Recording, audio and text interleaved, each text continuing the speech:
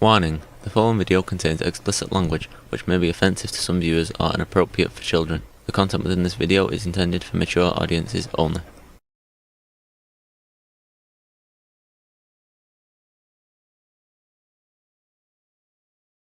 Warning: this video contains spoilers for the 1997 movie Alien Resurrection. It may also contain spoilers for other film and video games in the Alien franchise. You have been warned. Thank you and have a nice day.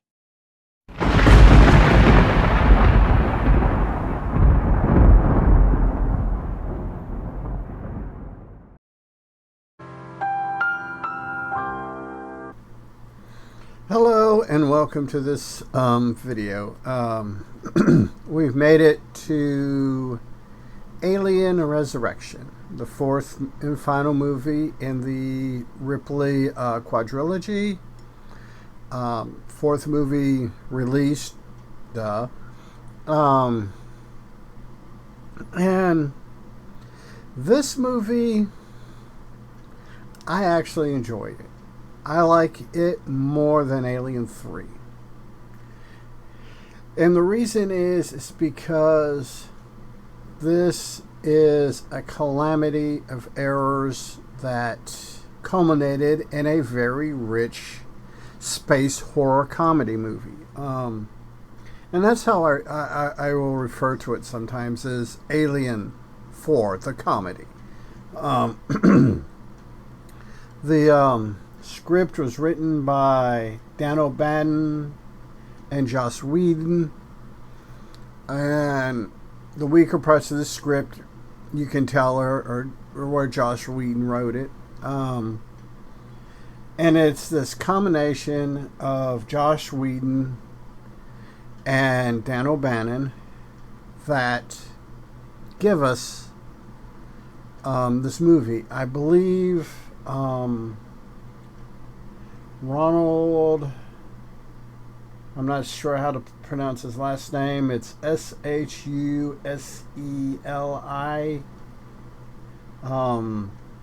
I believe he helped out in doing some of the rewrites, and he's credited, but the two big names on the script are Dan O'Bannon and Joss Whedon. I personally find Joss Whedon to be an incompetent writer for anything serious. Now, when you want something funny, goofy, like say Buffy the Vampire Slayer, Joss Whedon is your man.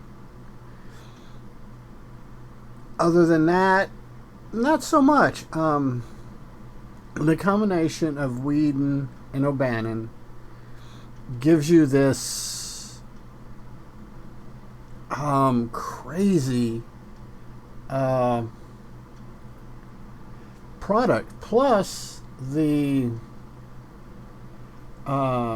director Jean-Pierre Jeunet, got my cheat sheet over here on the other screen. From what I understand, from what I've read, barely spoke English, had a touch and go grasp on the way we put sentences together and the way we phrase things, and how, he's very, very French, and approaches things from an art perspective. So you've got a good sci-fi horror writer, a good goofy comedy writer, and a artist director. This and these three things culminates in Alien Resurrection. You have to approach, or at least my feeling is, you have to approach this movie the same way you would watch Steinfeld or Drew Carey or something like that. It has its serious moments. It has its moments of drama and stuff. But overall, It's a comedy. The cast was pretty good. Of course, the studio coughed up the dinero for Sigourney Weaver to reprise her role as Ripley. They coughed up a few bucks to get Winona Ryder, Ron Perlman. Those are about the biggest names that I can think of right offhand at that time. Now, Dominique Pinion and Kim Flowers and a couple other people have come into their own. They've reached their popularity, their stardom and stuff, and probably from no help from this movie. But they play, all the people play the roles good. The eroticism of the Ripley character is interesting. Hold on a second. I gotta sneeze. Sorry about that. I had to go and edit that sneeze out. That was just, no, you guys did not need to see that on film. As I was saying, the eroticism of Ellen Ripley, or we'll get into some of that later, is very, very well done and very, very French. The tagline on IMDb for this movie is 2 centuries after her death, a powerful human-alien hybrid clone of Ellen Ripley aids a crew of space pirates and stopping the aliens from reaching Earth.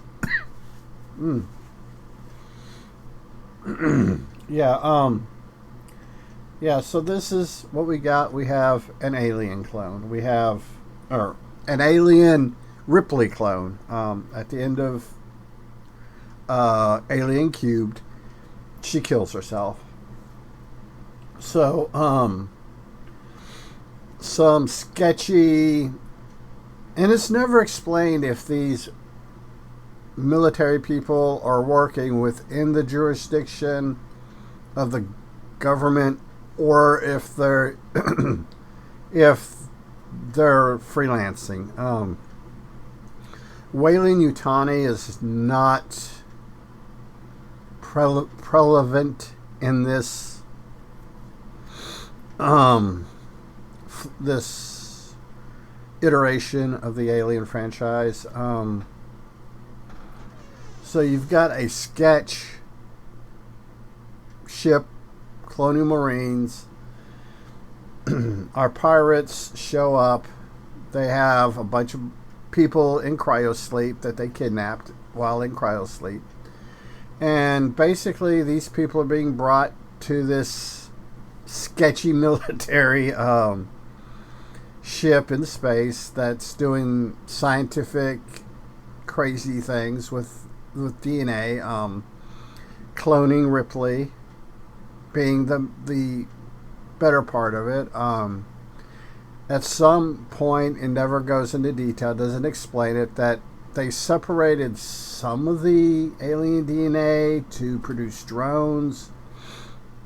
They produced, but they couldn't separate it all the way out from Ripley. So you get Ripley, who's a alien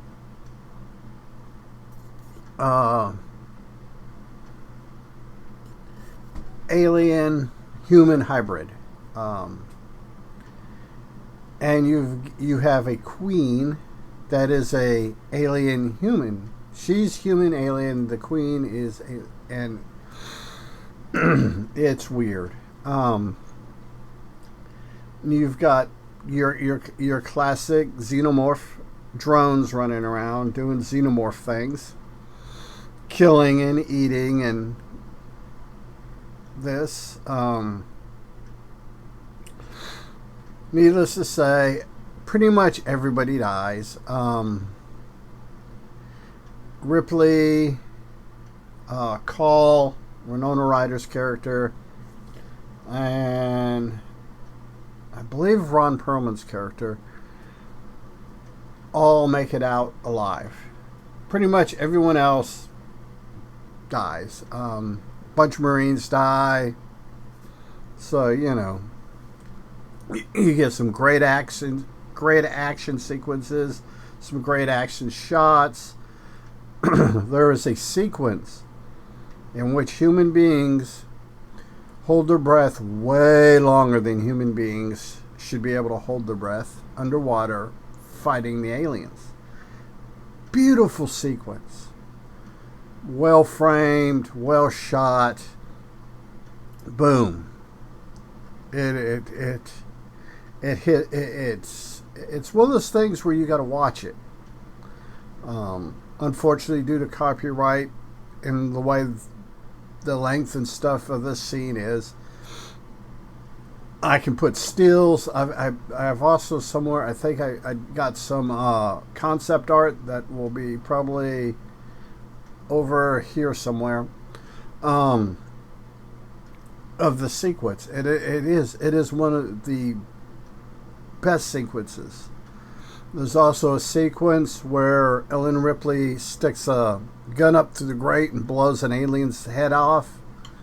Like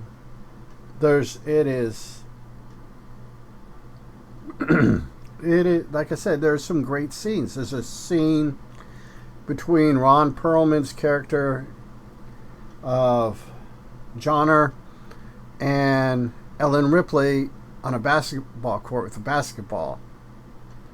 And that sequence is it's a well done sequence. It's one of those goofy Joss Whedon things that in something like Buffy the Vampire Slayer or Firefly or something like that would have been perfect. But in an alien movie, not so much. Well, like I said, all the comedy of errors that coalesce to make this movie is why I like it. I like it because it isn't what you expect. Alien, Aliens, and Alien Cubed set the stage. This is what we should expect in an alien movie. The serious, blah, blah, blah. And here we come in with craziness. And because Alien 4 is to Alien 3 what Aliens is to Alien. I mean, it's just my opinion, and you are free to disagree with it. If you hate this movie, you hate it, and more power to you. But I love this movie, and like I said, for me, it's because of all of these errors, you get this awesome, strong movie. You get this comedy. Like I said, it's, Alien the comedy. And it's for some reason, and if you could figure it out, but for some reason it reminds me of the show Seinfeld. I don't know why. It's just that you have all these comedic things, or these things that the actors and stuff, they're playing it straight because for their perception at the time they're making it, they're playing it straight. But by the time we get through studio interference, editing, and stuff like this, we get this Steinfeld-esque space comedy, space horror comedy. If they would have had a role for Jeffrey Combs, this would have been the perfect space comedy horror movie. Jeffrey Combs, that would have just sealed the deal. That would have just made it. But, you know, they didn't. So he was, I believe at the time, he was doing multiple roles on Deep Space Nine at the time this movie came out. So Star Trek, Deep Space Nine. So yeah. But the alien, the Ripley that we follow in this movie is Ripley 8. She's the 8th iteration, or the 8th attempt at a clone. Part of this getting Sigourney Weaver on board was she got to do an erotic scene with an alien. She wanted to do that back as far back as 2. I don't know. I don't know what Sigourney Weaver's into.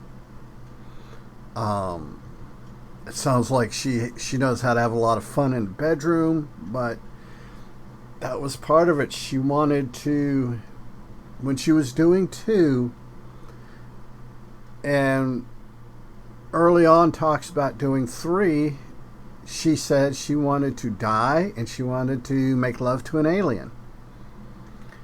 And like I said, I don't know what Sigourney Weaver's personal life is, but to me it comes across that woman knows how to have fun in a bedroom. And props to that, 10 out of 10 stars for that. But the eroticism that Sigourney Weaver just drips, just exudes in this movie between her and Call. There's a scene where Call goes in to kill her, and that's when they find out they've already removed the alien queen that was gestating in her. And there's this very homoerotic thing between Sigourney Weaver and Winona Ryder that's just off the chain great. I mean, if you're going to do lesbian eroticism, this should be something that you use as a marker or as educational. It's well filmed. It's very innuendo, very, you have to be paying attention, and it's just one of those things that it comes across good. The human-alien hybrid, that is technically an alien hybrid because that's what the script says, but and it kills its mama because it has a thing for Ripley. And yeah, that whole sequence, getting sucked out in the space into the window. Yeah, it's one of those things you have to watch in order to really appreciate. Like I said, I my ranking of the quadrilogy, the Ripley quadrilogy, is the original Alien, Aliens, Alien Resurrection, then Alien 3 or Alien Cubed. So that would I recommend this movie? Yes, I would recommend all 4 of these movies. But I'm weird, so that is what it is. So let's go ahead and wrap this up here. And remember, be a good human. Be good to other humans. Peace. Hey, it's 10 p.m. Do you know where your children are?